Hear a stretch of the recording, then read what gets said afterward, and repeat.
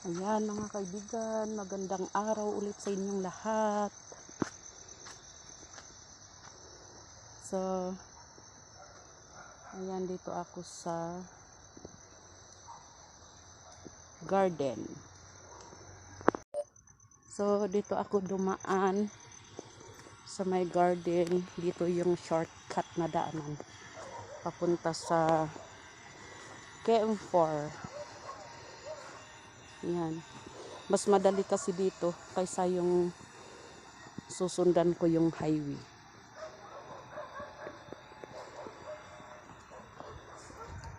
Ayan.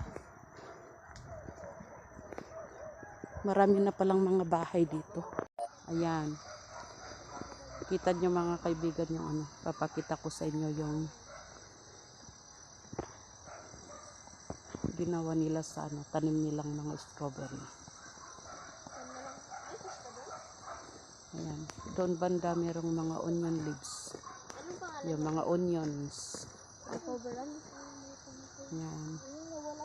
Yung yellow green doon na kulay is ano yun? Anong tawag doon? Parang ano, ay lechugas pala, lechugas.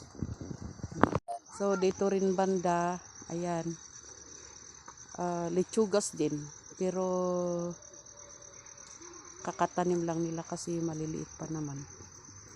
Ayan, ganito pala yung paggawa nila sa yung pangbubong nila na plastic. Maganda. Ayan. Pag umuulan, ano nila yung plastic. Pag mainit yung panahon, iayos nila ulit para hindi malanta yung tanim nila. Lalo't kakasimula pa lang na itanim.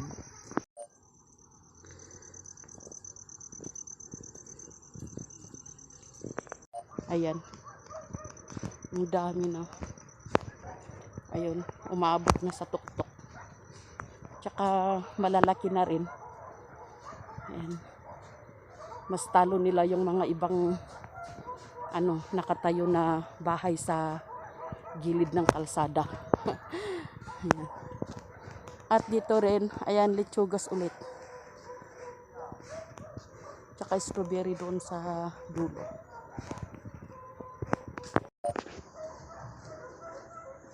Ayan. Lakad-lakad.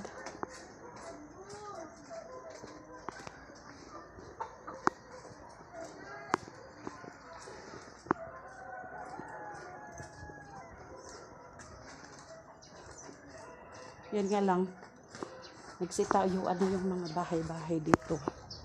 Medyo sumikip na rin yung daanan. Aray ko. Mataas yung naapakan ko.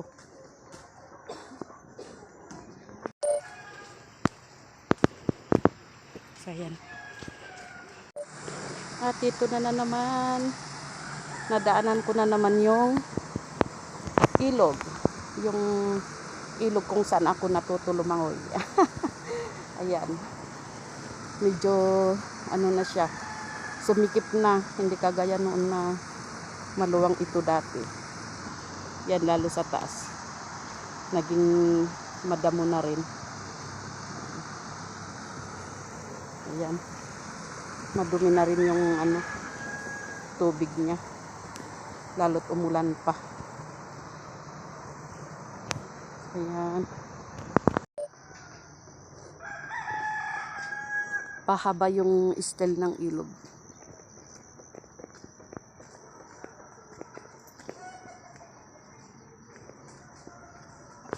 Ayan, malapit na ako sa highway.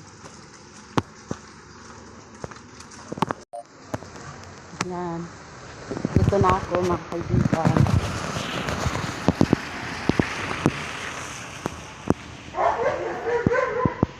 Ayan. Nakarating na rin ako dito sa kalsada.